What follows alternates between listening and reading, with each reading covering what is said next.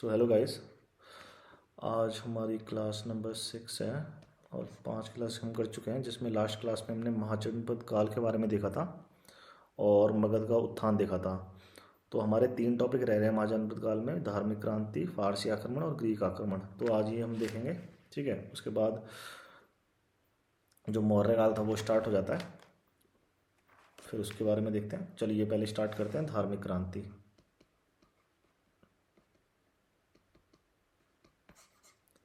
सो धार्मिक क्रांति में क्या है, जो महाजनपद काल एरा स्टार्ट हुआ था उसी टाइम पे कई धर्म वहाँ उत्पन्न हुए थे। उनमें से एक है बौद्ध धर्म।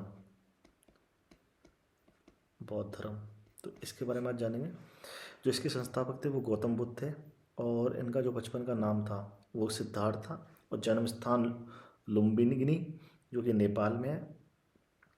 और जो आज वर्तमान नया नाम है लुम्बिनी का, वो रुमंदई बोलते हैं आज उसको। और इनका जो जन्म था वो 563 BC में हुआ था गौतम बुद्ध का। और जो इनकी माता थी, सगी माता महामाया, और इनके जन्म के पश्चात 7 दिन बाद ये इनकी मृत्यु हो गई थी। फिर जो इनका पालन पोषण करा, उनका नाम सौतेली माँ थी जो प्रजापति गौतमी द्वारा इनका पालन पोषण किया गया। इनका जो कुल था वो शाक्य था, इसीलिए इनको शाक्य मुनि भी कहते थे। और गोत्र इनका कौन था? गौतम, इसीलिए इनको गौतम बुद्ध कहते हैं। इनके पिता का नाम था शुद्धोधन और पत्नी थी इनकी यशोधरा। और जो इनकी पुत्र हुआ था उसका नाम था राहुल, ठीक है। अब पूछा जाता है ये जो सिद्धार्थ थे वो बड़े हुए थे कपिल वस्तु में। ये कुछ फैक्ट्स हैं वो देख लेते हैं, फिर बाद में इनके बारे में जब भी देखेंगे। और जब इनका जन्म हुआ तो कौंडिन्य नामक एक ब्राह्मण थे, उन्होंने इनके बारे में भविष्यवाणी कही थी, या तो ये बहुत बड़े सम्राट बनेंगे या ये एक महान साधु बनेंगे, ठीक है। और जो बोला जाता है कि 4 घटनाओं से इनका जीवन बदल गया। एक तो इन्होंने देखा बुजुर्ग व्यक्ति, एक देखा बीमार व्यक्ति, मृत व्यक्ति और साधु व्यक्ति। तो इन चारों को जब इन्होंने देखा तो इन्होंने संन्यास लेने का ठान ली। और फिर 1929 की जब इनकी ये वो थी आयु, तो उसी अवस्था में बुद्ध ने गृह त्याग कर दिया। फिर इनके जो प्रथम गुरु आए गए बनाए इन्होंने, उनका नाम था आलार कलाम। और ये आलार कलाम थे, ये सांख्य दर्शन के आचार्य थे। और सिद्धार्थ ने इन्हीं से योग की शिक्षा ग्रहण करी थी। फिर इनके सेकंड गुरु बने रामपूत। और सिद्धार्थ वहाँ से उर्वेला जो कि बोध गया में है वहाँ चले गए। फिर वहाँ सिद्धार्थ ने क्या करा, एक कौंडिन्य जो वो ब्राह्मण था, कौंडिन्य ये वाले कौंडिन्य नहीं है, ये अलग कौंडिन्य थे। और इनके साथ साथ 4 साथियों के साथ इन्होंने कड़ी तपस्या करी थी फिर वहाँ पे एक पेड़ के नीचे, ठीक है। फिर इतनी ज़्यादा तपस्या करी, कुछ हो ही नहीं रहा था, तो भूखा प्यासा, मतलब इतनी ज़्यादा वो करी थी तपस्या, तब भी कुछ नहीं। तो फिर क्या हुआ, एक सुजाता नाम की लड़की ने वहाँ आती है और वहाँ पे इनको खीर खिलाती है। फिर सिद्धार्थ की चक्षुनयन खुल जाते हैं और उनको ज्ञान की प्राप्ति होती है वहाँ से। और उन्होंने फिर मध्यम मार्ग का प्रतिपादन किया।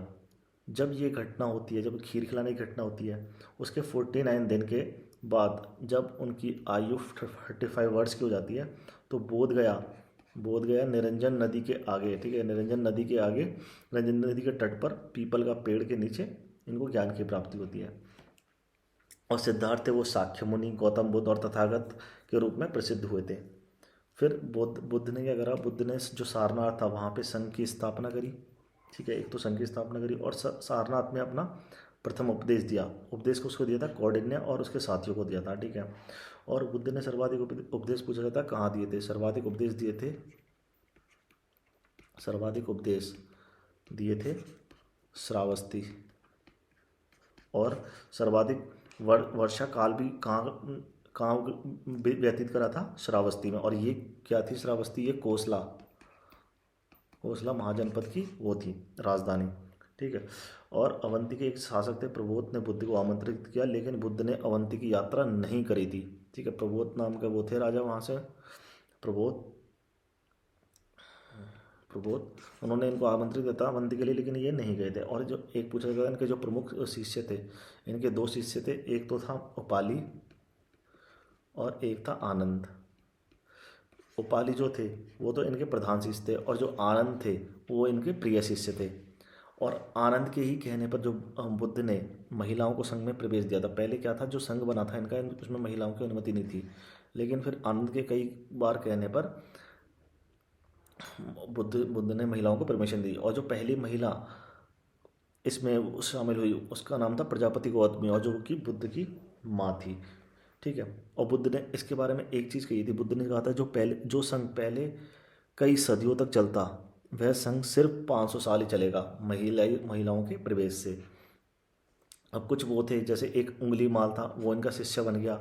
एक वैशाली जो उंगली काट लेता था, सबकी उंगली काट, डाकू था उंगली माल, वैशाली की प्रसिद्ध नगरवधु अम्रपाली इनकी शिष्य बन गई थी, और 80 वर्ष की उम्र में इनकी मृत्यु हो गई थी। मृत्यु कहाँ पे हुई थी? खुशीनगर में। खुशीनगर, ठीक है, खुशीनगर में इनकी मृत्यु हो गई थी, और जो कि टाइम था 483 BC में।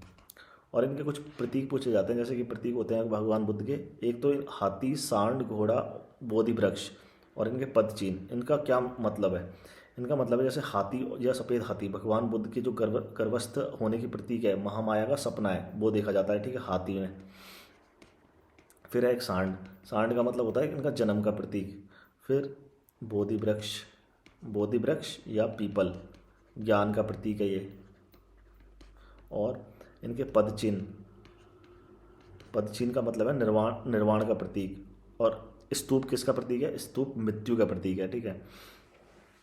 अभी कुछ चीज़ें जैसे कि भगवान बुद्ध की जो विभिन्न वो हैं अवस्थाएं, वो बोली जाती हैं। एक तो है महाविनिष्क्रमण, एक है संबोधि, एक है धर्मचक्र प्रवर्तन, और एक है निर्वाण, ठीक है। ये कुछ चीज़ें हैं, और इसके बारे में पूछा था। अब जैसे पूछ लेंगे महाविनिष्क्रमण क्या होता है, तो इन्होंने महाविनिष्क्रमण का अर्थ है 29 वर्ष की आयु में भगवान बुद्ध ने गृह त्याग दिया, उस जो घटना थी उसको महाविनिष्क्रमण कहते हैं, ठीक है।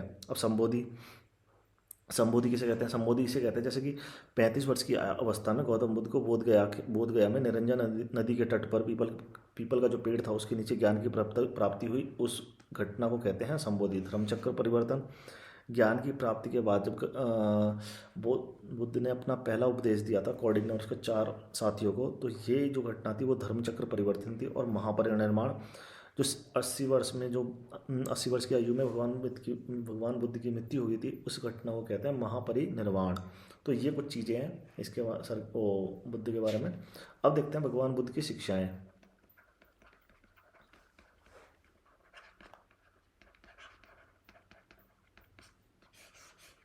भगवान बुद्ध की शिक्षाएं, पहली तो है इनके जो 4 आर्य सत्य हैं, 4 आर्य सत्य। इसमें क्या है 4? ये कहते हैं उसमें जगत में, संसार में दुख है तो उसका दुख का कारण है, पहला तो ये सत्य। दूसरा ये दुख का कारण है, दुख का कारण है तो दुख का निवारण भी है, दुख का निवारण है तो निवारण का मार्ग भी है। तो ये 4 आर्य सत्य बताते हैं उसके बारे में, ठीक है। और दुख का कारण क्या है? अज्ञानता। दुख का कारण क्या है? दुख तो है, दुख का कारण क्या है? अज्ञानता, ठीक है। और जो निवारण का मार्ग है वो अष्टांगिक मार्ग को बोलते हैं, कि फॉलो करेंगे तो चीज़ें नॉर्मल हो जाएंगी। और एक दूसरी जो इनकी शिक्षा थी वो थी प्रत्यय समुत्पाद, यानी हर कार्य के पीछे कुछ ना कुछ कारण होता है। ये बौद्ध धर्म का कार्यकरण या कारणता सिद्धांत है। इसमें भगवान बुद्ध ने दुखों का कारण अज्ञान व तृष्णा को बताया था इसमें, ठीक है। और इसका जो शाब्दिक अर्थ बोलते हैं उसको होता है ऐसा होने पर वैसा, हर कार्य के पीछे कुछ ना कुछ कारण है, तो यही है, ठीक है। और इसके जो दूसरा आर्य सत्य, हर चीज़ के पीछे दुख का कुछ कारण है, तो ये उसका वो है, प्रतिपादन किया था इसके लिए, ठीक है। फिर एक होता है अष्टांगिक मार्ग, इनकी शिक्षा थी अष्टांगिक मार्ग। इसमें क्या बताया इन्होंने बताया बुद्ध ने बताया कि यदि इनका पालन किया जाए तो व्यक्ति के अज्ञान समाप्त हो जाएगा। और ये कौन कौन से मार्ग थे? एक तो था सम्यक दृष्टि, सम्यक संकल्प, सम्यक वाक, सम्यक क्रामांति, यानी, ठीक है, और सम्यक आजीव, सम्यक व्यायाम, सम्यक स्मृति, सम्यक समाधि। अब इंग्लिश में बोलते हैं जैसे right view, right intention, right speech, right action, right livelihood, right effort, right mindfulness, right meditation. तो ये कुछ चीज़ें थी जिनके बारे में उन्होंने बताया। फिर चौथा इनका जो शिक्षा थी वो थी क्षणिकवाद की। क्षणिकवाद या इसको बोलते हैं अनित्यवाद। अनित्यवाद, थ्योरी ऑफ मोमेंटरीनेस। सो इसमें जो था भगवान बुद्ध के अनुसार दुनिया की सभी चीज़ों का अस्तित्व क्षण भर के लिए है। कोई भी किसी की चीज़ है जो कि उसका परमानेंट कुछ भी वो नेचर नहीं है, सभी टेम्परेरी हैं। और भगवान बुद्ध के अनुसार कुछ भी स्थायी नहीं है। Nothing is permanent, everything is temporary, इन्होंने ये कहा था। और प्रत्येक वस्तु और उनकी विशेषताएं अस्थायी और अनित्य हैं। और भगवान बुद्ध ने इसका जो उदाहरण था वो दिया था नदी के जल के लिए, ठीक है। जैसे और भगवान बुद्ध ने कहा था जैसे कोई भी नदी में 2 बार स्नान नहीं कर सकता। क्यों नहीं कर सकता? जैसे यहाँ स्नान करेगा वो पानी ठहरता नहीं है, वो चलता जाता है, ठीक है। तो ये वाले चीज़ें वो बताई थी कि कोई भी व्यक्ति एक एक ही नदी में 2 बार स्नान नहीं कर सकता। और इन्होंने सिर्फ एक चीज़ को स्थायी बताया था, वो था परिवर्तन। परिवर्तन ही स्थायी है, हमेशा परिवर्तन होगा, तो वो चीज़ स्थायी है, परमानेंट है, बाकी एवरीथिंग इज टेम्परेरी। फिर एक इनकी जो शिक्षा थी वो थी अनात्मवाद। अनात्मवाद क्या है? जो बुद्ध हैं वो आत्मा पर विश्वास करते थे। आत्मा पर विश्वास करते थे बुद्ध जो थे ना, लेकिन इनकी जो आत्मा की अस्तित्व, स्थायित्व है और यह अमरता, उस पर विश्वास नहीं करते थे, ठीक है। और भगवान बुद्ध के अनुसार विज्ञानों का जो विज्ञान या विचारों का प्रवाह ही क्या है? आत्मा है। लेकिन यह प्रवाह बहुत तेज और सुसंगत है, इसीलिए इसे हमारे नित्य माना जाता है। और जो प्रत्येक विचार करने से पहले एक नए विचार या विज्ञान का जन्म देता है। अब जो एक छठी जो इनकी शिक्षा है वो है निर्वाण। इसमें क्या बोलते हैं ये? निर्वाण का अर्थ ही होता है दीपक का बुझ जाना। जब हमें ज्ञान मिला तब हमारे दुख कम हुए। इस स्थिति को निर्वाण मुक्ति कहा गया है। और जीवन का अंतिम उद्देश्य है, यही जीवन का अंतिम उद्देश्य होता है निर्वाण। और बुद्ध ने निर्वाण की स्थिति का उल्लेख नहीं किया, कुछ भी बताया नहीं कि मतलब निर्वाण कैसे पाया जाए, ये वाली चीज़ें। और बुद्ध कर्मफल और पुनर्जन्म में विश्वास करते हैं, ठीक है। रिबर्थ में मतलब वो विश्वास करते हैं और कर्मफल के सिद्धांत में विश्वास करते हैं। बुद्ध कुछ सवालों पर चुप रहे हैं, जैसे उनका उत्तर नहीं दिया कि जैसे क्या निर्वाण क्या है, ईश्वर की अस्तित्व है कि नहीं है, परम तत्व अति तत्व क्या है। तो ये चीज़ें मतलब उन्होंने कुछ एक्सप्लेन नहीं किया पूरे प्रॉपर ढंग से, ठीक है। अब ये कुछ चीज़ें हैं इनके बारे में, और इनकी अब देख लेते हैं कुछ संगतियाँ हुई हैं, बौद्ध संगतियाँ, बुद्धिस्ट काउंसिल बोलते हैं जिनको, ठीक है। तो एक तो इनका मतलब 483 में हुई है, एक 383 में हुई है, एक 251 में, 4 बौद्ध संगतियाँ हुई हैं, और एक 1st सेंचुरी। और इनका टाइम, ये तो हो गया टाइम पीरियड। अब देखते हैं इनका जो राजा थे कौन कौन से थे। ये ट्रिक है। इसका मतलब है अजातशत्रु, कालाशोक, अशोक, कनिष्क। अब स्थान होते हैं, एक इनके स्थान है, एक तो जो पहली है वो सप्तपर्णी गुफा है, सप्तपर्णी गुफा जो कि राजगृह में है। सेकंड है वैशाली। थर्ड जो है पाटलिपुत्र, ठीक है। और तो लास्ट है कुंडल वन जो कि कश्मीर में है। अब इसका पूछा जाता है अध्यक्ष थे वो कौन थे? अध्यक्ष इनके थे तो महाकश्यप जो वैशाली में बने थे वो सर्वकामी थे। इनके बने तो मोगलीपुत्तीस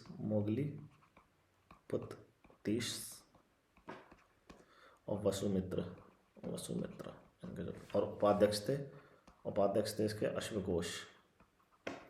तो ये कुछ चीज़ें थी इनके बारे में, ठीक है। तो प्रथम संस्कृति, अब इनके जो डिटेल है वो देख लेते हैं कि मतलब प्रथम संगीति में क्या क्या चीज़ें हुई थी। जो प्रथम फर्स्ट काउंसिल थी उसमें क्या हुआ था, ठीक है। तो इसकी जो फर्स्ट काउंसिल हुई थी इसमें हुई थी सूत पिटक की रचना। और इसकी जो रचयिता थे वो थे आनंद, प्रिय शिष्य थे बुद्ध के। और जो इसमें क्या चीज़ मिलती है, इसमें जो सूत पिटक है उसमें मिलती है बुद्ध की शिक्षाएं और जीवन की घटनाएं मिलती हैं।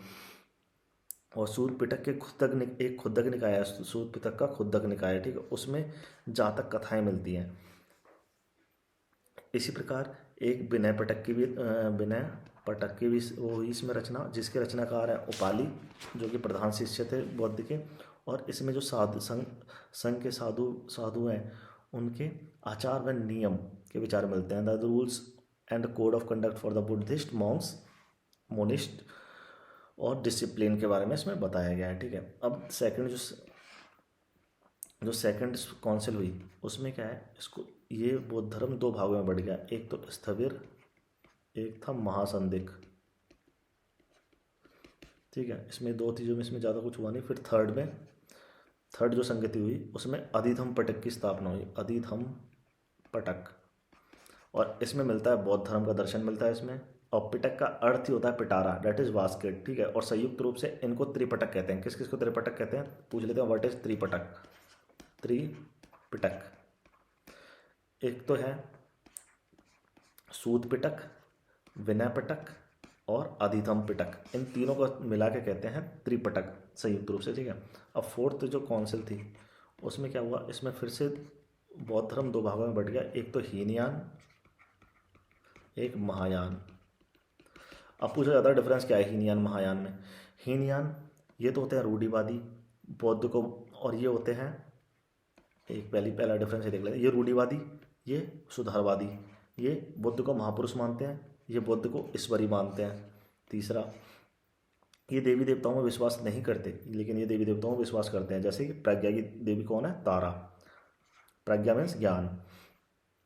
चौथा, ये व्यक्तिवादी हैं और ये मानवतावादी हैं, और जो इनकी भाषा है वो पाली थी, और जो इनकी भाषा है वो थी संस्कृत। ठीक है, महायान की। और ये कहाँ फैला, ये नीचे की साइड, जो इंडिया का नीचे का पार्ट है वहाँ की साइड फैला, जैसे श्रीलंका हो गया, वर्मा हो गया, थाईलैंड हो गया, कंबोडिया, लाओस, इधर की साइड में। ठीक है, और जो ये है इंडिया के, ठीक है, एक मिनट उसको साफ ही कर लेते हैं थोड़ा। हाँ ठीक है, अब ढंग से बना लेते हैं थोड़ा। जो जैसे इंडिया है ये वाला, ठीक है,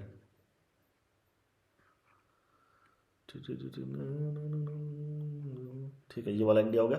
तो ये क्या होगा ऊपर की साइड में, जैसे नेपाल हो गया, एक तो चीन हो गया, कोरिया हो गया, जापान हो गया, तो ये इस जगह पे ये फैले हैं। अब एक पूछा जाता है मैत्रेय कौन है। मैत्रेय को बोला जाता है, इसी में जो बुद्ध भविष्य का बुद्ध है उनको मैत्रेय भी बोला गया है इसमें। ठीक है, अब कुछ हुआ, जैसे संघ है वो दो भागों में बट गया संघ, एक तो हीनयान, एक महायान। हीनयान भी फिर दो भागों में बट गया, एक था स्वतांत्रिक और एक है वैशासिक। ठीक है, महायान भी फिर दो में बट गया, एक है शून्यवाद और एक है विज्ञानवाद। जो इसके जो थे स्वतंत्र के जो मेन थे वो थे कुमार लब्ध, और जो वैशासिक के थे वो वसुमित्र। शून्यवाद का जो वो दिया था वो नागार्जुन ने दिया था, नागार्जुन, और विज्ञानवाद दिया था मैत्रेय। ठीक है, और नागार्जुन ने परम तत्व को ही शून्य बताया था, जिसकी व्याख्या नहीं की जा सकती। फिर बाद में जो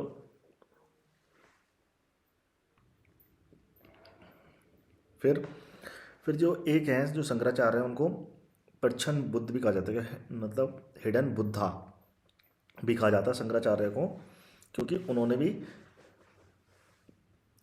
जो है ब्रह्मा को निर्गुण और निराकार बताया, इसीलिए उनको परिच्छन वो भी कहा गया है। ठीक है, बौद्ध। नागार्जुन ने एक वो दिया था सिद्धांत, थ्योरी ऑफ रिलेटिविटी भी दिया है, और नागार्जुन को जो ये थे महायान के वो शून्यवाद के संस्थापक थे, उन्होंने भारत का आइंस्टीन भी कहा जाता है इसे। ठीक है, और जो विज्ञानवाद के वो थे मैत्रेय के अनुसार इस ब्राह्मण में केवल एक ही विचार का अस्तित्व है, और मैत्रेय को भविष्य का बुद्ध भी कहा जाता है। और पूछा जाता है कि जो बौद्ध धर्म है उसमें त्रिरत्न किसे कहा जाता है, त्रिरत्न। तो त्रिरत्न तीन चीज़ों को मिला के कहा गया है, एक तो बुद्ध, एक है संघ और एक है धम्म। तो ये चीज़ें वो हैं, बुद्ध का अर्थ प्रबुद्ध, संघ का मतलब आदेश, धम्म का मतलब सिद्धांत। अब पूछा जाता है बौद्ध धर्म का योगदान क्या था। बौद्ध धर्म का योगदान, पहला तो है सामाजिक योगदान। सामाजिक योगदान तो ठीक है, इसमें क्या है, इसमें भगवान बुद्ध ने एक तो सरल धर्म दिया, और जो कर्मकांड थे, पहले कर्मकांड आ चुके थे हिंदू धर्म में, उनसे मुक्त है ये वाला, तो लोग इसकी तरफ आकर्षित रहे। इन्होंने क्या विरोध करा, विरोध किसके से करा, जाति प्रथा का करा, वर्ण व्यवस्था करा, सामाजिक असमानता का करा, पशु बलि का विरोध करा। और जो बौद्ध ने सामाजिक समानता पर जोर दिया, और बुद्ध ने महिलाओं को, जो भिक्षुणियाँ थी, भिक्षुणियों को संघ में शामिल करने की अनुमति भी दी थी, इसलिए और ज़्यादा प्रसिद्ध रहा ये वाला। और बुद्ध ने मेनली नैतिक मूल्य एम्फेसाइज, मतलब इन्होंने इथिकल वैल्यूज़ पे एम्फेसाइज करा था, नैतिक मूल्य पर जोर दिया, और उन्होंने पंचशील की अवधारणा दी थी। पंचशील की अवधारणा क्या थी, एक तो अहिंसा, दूसरा चोरी नहीं करना, नशा नहीं करना, कोई व्यभिचार नहीं करना, नो एडल्ट्री कहते हैं जिसे, ठीक है, और कोई झूठ बेईमानी नहीं रखनी। इससे क्या होता है, जो समाज है उसमें नैतिक मूल्यों का वृद्धि होती है। फिर एक पूछा जाता है इन सामाजिक, तो ये हो गया, ठीक है। दूसरा जो योगदान है उसमें है वास्तुकला में योगदान इनका, वास्तुकला में योगदान। इसमें क्या योगदान है, एक तो इन्होंने बौद्ध निर्मित इनके स्तूप हैं, स्तूप में भी कितनी सी चीज़ें हैं, जैसे कि पीपरवाहा स्तूप, धमेक स्तूप। दूसरे जैसे फिर हो जाएगा बिहार, बिहार क्या होते हैं, जहाँ बौद्ध भिक्षु रहते हैं उनको बिहार कहते हैं। और तीन चीज़, जब स्तूप, बिहार और चैत्य। चैत्य क्या है, बौद्ध भिक्षु के जो पूजा घर है उनको चैत्य बोला जाता है। चैत्य का एग्जाम्पल जैसे कि कार्ले चैत्य, भारत में सबसे बड़ा रॉक कट चैत्य है ये, और अजंता चैत्य हो गया महाराष्ट्र में। और बिहार को जैसे जहाँ बौद्ध रहे, सारनाथ बिहार हो गया, अजंता बिहार हो गया, जहाँ बौद्ध भिक्षु रहते थे। अब तीसरा जाता है जैसे पेंटिंग में इनका योगदान क्या था, पेंटिंग में भी योगदान था इनका। पेंटिंग में योगदान देख लेते हैं, जैसे कि बौद्ध चित्र मिले अजंता, एलोरा और जो बाघ गुफाएं हों वहाँ से बौद्ध चित्र मिले, जिससे भारतीय चित्रों का विकास होता है बाद में। मूर्तिकला में योगदान, और बौद्ध धर्म से संबंधित मूर्तियाँ यहाँ से मिली, जैसे गांधार से मिली है, मथुरा से, अमरावती से। और इससे क्या हुआ, भारतीय जो मूर्तिकला उसका विकास हुआ था। बुद्ध ने क्या करा था, मध्यम मार्ग दिया जो काफ़ी प्रैक्टिकल था, व्यवहारिक।